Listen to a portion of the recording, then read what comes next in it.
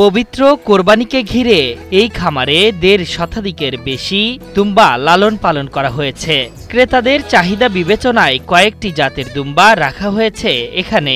আর শৈশব থেকেই দুম্বা নিয়ে জানাশোনা থাকায় খামারটিতে ভিড় করছেন ইরানে বসবাসরত এই প্রবাসী বাংলাদেশিরা। আমি জন্ম থেকে ইরানে ছিলাম, তো আমরা দুম্বা খেয়ে বেসিক্যালি বড় হয়েছি and I know the test.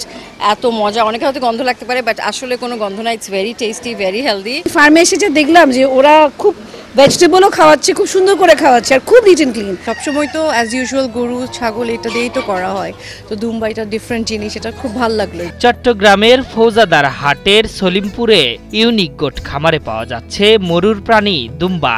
এর মধ্যে আরবের আওয়াজি, হার্লিকুইন পার্সিয়ান ও টার্কি জাতের দুম্বা অন্যতম। ওয়ালটন আবারও মিলিয়নিয়ার অফারে ওয়ালটন ফ্রিজ কিনে আপনিও হয়ে যেতে পারেন মিলিয়নিয়ার। অধিকাংশ দুম্বার ওজনই ১২০ থেকে ১৫০ কেজি। মানভেদে দামও চাওয়া হচ্ছে ১.৫ থেকে ২.৫ লাখ টাকা। আমার এখানে দুম্বার বাচ্চা শুরু হয় ১,২০,০০০ থেকে, আর অ্যাডাল্ট কোরবানির জন্য যেগুলা ওজন হয় ১৫০ কেজি, ১২০ কেজি, ওগুলো আমি সেল করি ১.৫ লক্ষ থেকে ১,৭৫,০০০ পর্যন্ত। কোরবানিকে সামনে রেখে এসব দুম্বার বেশ যত্ন নেওয়া হচ্ছে।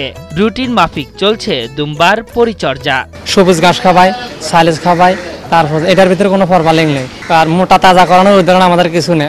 আমরা সবগুলো আগে পরিষ্কার করে খাওয়া দাওয়া দিই আর কি, সাইলেজ, তারপরে ঘাস, ভুসি এগুলা। দুম্বা পালনে আছে প্রাণী সম্পদ বিভাগের নজরদারিও।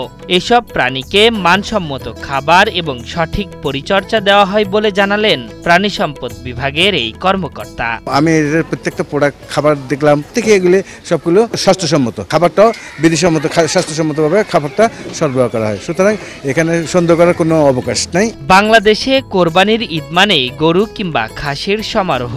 এই দুই প্রাণী দিয়েই বছরের পর বছর কোরবানি করে আসছেন লাখ লাখ মুসল্লি। গত কয়েক বছর ধরে সেই চিত্র বদলাতে শুরু করেছে।